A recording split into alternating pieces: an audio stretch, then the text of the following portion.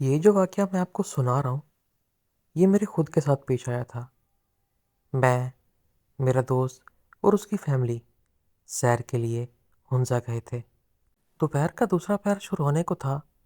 ہم ناران سے 12 گھنٹے کا سفر کر کے علی آباد پہنچے تھے، جو کہ ہنزا کا ایک پرسکون اور پہاڑوں سے گھرا ہوا علاقہ ہے۔ ہنزا کے لوگ صرف دن میں کام کرتے ہیں اور وہاں سردی انتہا کی ہوتی ہے، جس کی وجہ سے وہاں پر بہت سناٹا ہوتا ہے۔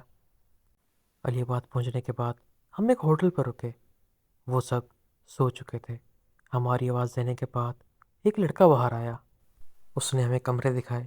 ہمیں کمرے پسند بھی آ گئے۔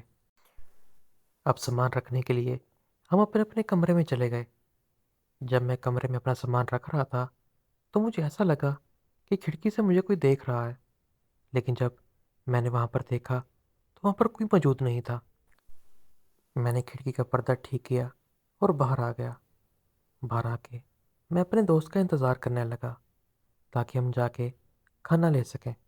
جب میں باہر اپنے دوست کا انتظار کر رہا تھا تو اس دوران مجھے محسوس ہوا کہ کوئی میرے قریب کھڑا ہے اور مجھے دیکھ رہا ہے۔ میں نے اچھی طرح سے ادھر ادھر دیکھا تو وہاں پر کوئی نہیں تھا۔ اتنی دیر میں میرا دوست باہر آ گیا اور ہم کریم آباد کھانا لینے کے لیے چلے گئے۔ واپس آ کر ہم نے ساتھ کھانا کھایا، اور کھانا کھانے کے بعد جب میں اپنے کمرے میں پہنچا تو میں نے دیکھا جہاں پر میں نے اپنا سامان رکھا تھا وہ وہاں پر موجود نہیں تھا، بلکہ اس کی جگہ تبدیل ہو چکی تھی، اور وہ سامان بڑے سلیقے سے رکھا ہوا تھا۔ میں یہ سوچ رہا تھا کہ یہ کام بیل بوائے کا ہو سکتا ہے۔ اتنی دیر میں دروازہ کھٹکھٹانے کی آواز آئی۔ جب میں نے دروازہ کھولا تو باہر بالکل سناٹا تھا، وہاں پر کوئی موجود نہیں تھا۔ لیکن جب میں نے باہر نکل کر دیکھا تو جس پورشن میں ہم رہ رہے تھے اس کے آخر والے کمرے میں کسی کا جوتا باہر پڑا ہوا تھا اور اس کمرے کی لائٹ آن تھی۔ میں یہ دیکھ کر گھبرا گیا، کیونکہ بیل بوائے کے مطابق جس پورشن میں ہم رہ رہے تھے اس پورشن میں ہمارے علاوہ اور کوئی موجود نہیں تھا۔ میں نے تھوڑی سی ہمت کر کے اس کمرے کا دروازہ جا کر بجایا۔ اندر سے کوئی آواز نہیں آئی۔ تھوڑی دیر بعد خود بخود اس کی بتی بند ہو گئی۔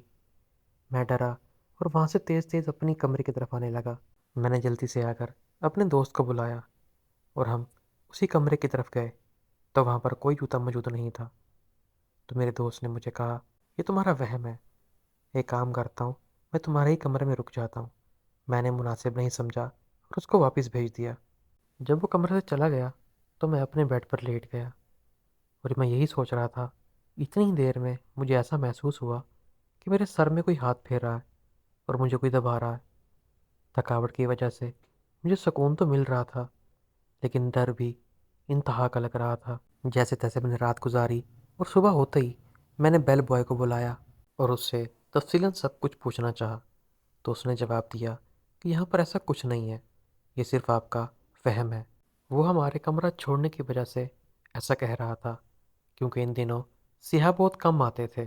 تو میں نے اس سے پوچھا کہ میرے کمرے میں میرے سامان کو کس نے چھیڑا تھا۔ اس نے کہا کہ یہ میرا ہی کام تھا۔ تو میں نے اس کو کہا کہ آئندہ کے بعد تم میرے کمرے میں میری اجازت کے بغیر نہیں آ سکتے۔ دن گزارنے کے بعد جب میں رات کو دوبارہ اپنے کمرے میں گیا تو میرا سامان دوبارہ سلیقے سے رکھا ہوا تھا۔ یہ دیکھ کر مجھے غصہ بھی آیا اور حیرانگی بھی ہوئی کہ بیل بوائے کو منع کرنے کے باوجود بھی وہ میرے کمرے میں کیوں آیا۔ کیونکہ رات ہو گئی تھی تو میں نے سوچا صبح اس کو بلا کر اس سے پوچھوں گا۔ میں یہ سوچ ہی رہا تھا کہ آج ایک بار پھر میرے کمرے کا دروازہ بجا تو میں بہت ڈر گیا اور میں نے اس کو اگنور کیا اور اپنے منہ کے اوپر کپڑا ڈال دیا اور سونے کی کوشش کرنے لگا۔ اتنی دیر میں مجھے ایسا محسوس ہوا کہ کسی نے دروازہ کھولا ہے اور کوئی اندر آیا ہے۔ میں نے فوراً کپڑا ہٹایا تو دیکھا دروازہ بالکل بند تھا اور وہ کمرے میں کوئی موجود نہیں تھا۔ اتنی دیر میں کوئی میرے سر میں ہاتھ پھیرنے لگا اور مجھے دبانے لگا۔ میرا گلا بالکل خشک ہو گیا تھا۔ میں بہت زیادہ ڈرا ہوا تھا۔ مجھے لگا تھا کہ یہ آج رات میری آخری رات ہے۔ مجھے بہت زیادہ نیند آنے لگ گئی۔ میری آنکھیں بالکل بند ہو رہی تھیں اور مجھے بہت ہی جلدی نیند آ گئی۔ صبح ہوئی تو میں نے بیل بوائے کو بلایا اور میں نے غصے میں کہا کہ میرے منع کرنے کے باوجود تم میرے کمرے میں کیوں آئے تھے؟ تو وہ ٹال مٹول کرنے لگا۔ میرے بار بار پوچھنے کے بعد آخر کار اس لڑکے نے بتا دیا کہ یہاں ایک روحانی مخلوق رہتی ہے جو کہ بہت نیک ہے اور کسی کو نقصان نہیں پہنچاتی۔ میں نے یہ بات جا کر اپنے دوست کو بتائی تو اس نے مجھ سے کہا کہ میری فیملی میں بھی کچھ لوگوں کو کچھ عجیب سی چیزیں محسوس ہوئی ہیں۔ پھر ہم لوگوں نے وہاں سے جانا ہی بہتر سمجھا۔ بس کچھ ہی دیر میں ہم نے اس ہوٹل کو چھوڑ دیا اور ہم کسی اور ہوٹل میں چلے گئے۔ یہ تھی آج کی ویڈیو۔ اگر آپ لوگوں کو کہانی اچھی لگی ہو تو ویڈیو کو لائک کر دو اور چینل کو سبسکرائب کر دو۔ بہت بہت شکریہ۔ اللہ حافظ۔